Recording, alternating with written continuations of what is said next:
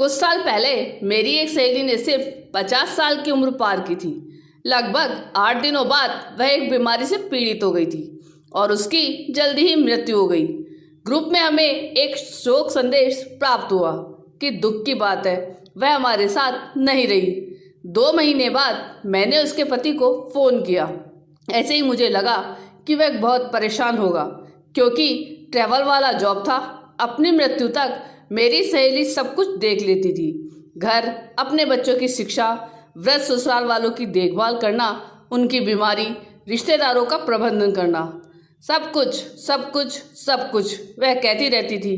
मेरे घर को मेरे समय की ज़रूरत है। मेरे पति चाय कॉफ़ी भी नहीं बना पाते। मेरे परिवार को मुझसे हर चीज़ के लिए ज़रूरत है, लेकिन कोई भी मेरे द्वारा किए गए प्रयासों की परवाह नहीं करता और ना ही मेरी सराहना करता है। सब मेरी मेहनत को नॉर्मल मान के चलते हैं। मैंने उसके पति को यह जानने के लिए फ़ोन किया कि क्या परिवार को किसी सहारे की ज़रूरत है। मुझे लगा कि उनके पति बहुत परेशान होंगे। अचानक से सारी जिम्मेदारियों को निभाना है। उम्र बढ़ने के साथ साथ माता पिता, बच्चे, अपनी नौकरी, इस पर अकेलापन। उम्र कैसे होंगे बेचारे। फ़ोन कुछ समय के लिए बजा, नहीं उठाया।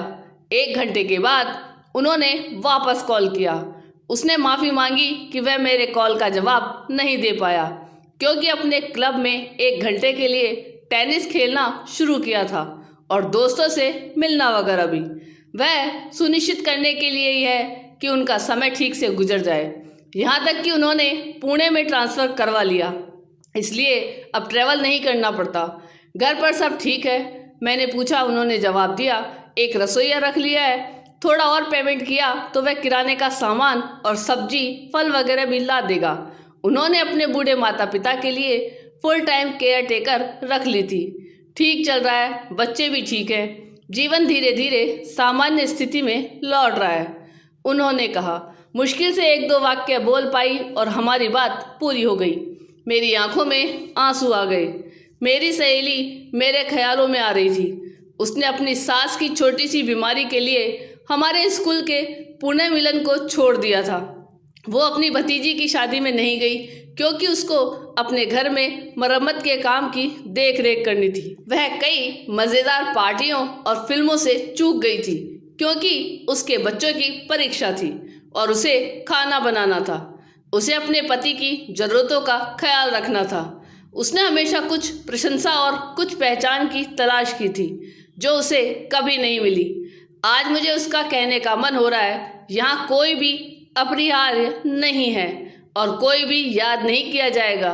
यह सिर्फ हमारे दिमाग का भ्रम है। शायद यह सांत्वना है, या यूं कहें कि हमारे समझने का तरीका।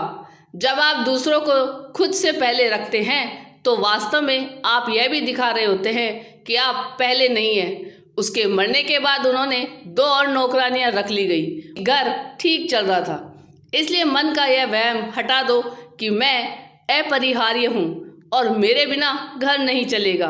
सभी महिलाओं को मेरा संदेश, सबसे महत्वपूर्ण बात यह है कि अपने आप के लिए समय निकालें, अपने दोस्तों के साथ संपर्क में रहें, बात करें, हंसे और आनंद लें, अपने शौक पूरा करो, अपने जुनून को जियो, अपनी जिंदगी को जियो। दूसरों में अपनी खुशी मत देखो। तुम भी कुछ खुशियों के हकदार हो, क्योंकि अगर तुम खुश नहीं होंगे तो दूसरों को खुश नहीं कर सकते।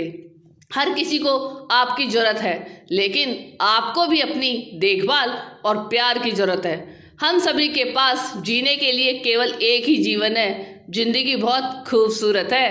आपको ये कहानी कैसी लगी, यह कमेंट करके ज़रूर बताइएगा। चैनल पे नए हो तो सब्सक्राइब जरूर कीजिएगा और वीडियो को लाइक और शेयर कीजिएगा। जय जय श्री राधे।